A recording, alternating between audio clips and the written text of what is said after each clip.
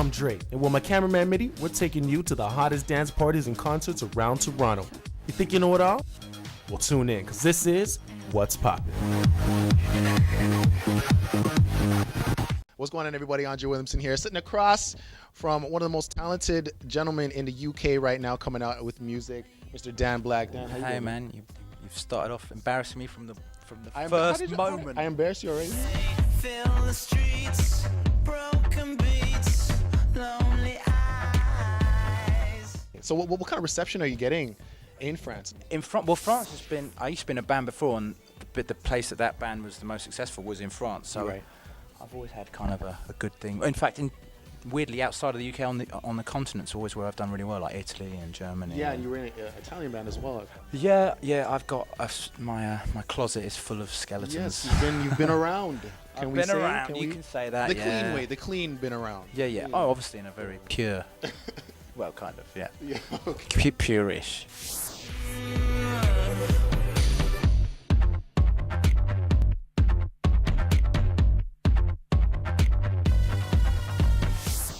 There are not enough adjectives that I can say to describe the kind of music that I hear from you. Cool. You know, you're so different. I guess that's the only thing that I can come up with. Yeah, no, sure. You know? Well, that just comes from me.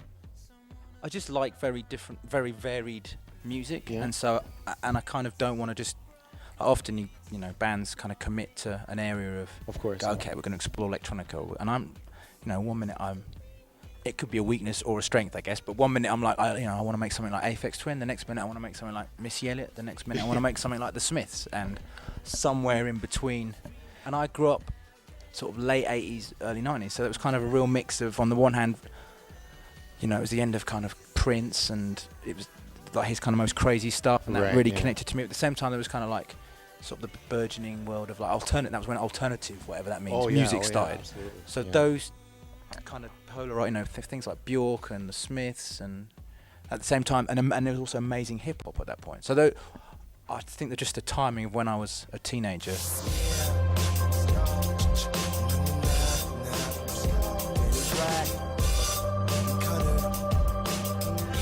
Give me symphonies, give me more than the life I've seen.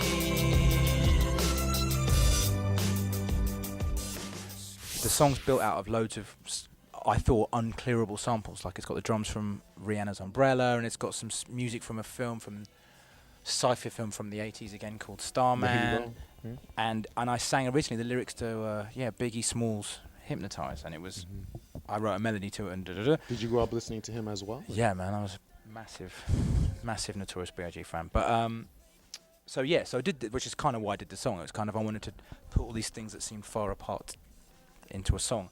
But it was something I just did for an experiment. I didn't think it was going to be a commercial release because of all the crazy samples. But when I signed my record label, they said, oh, we should put this out as a single, da-da-da.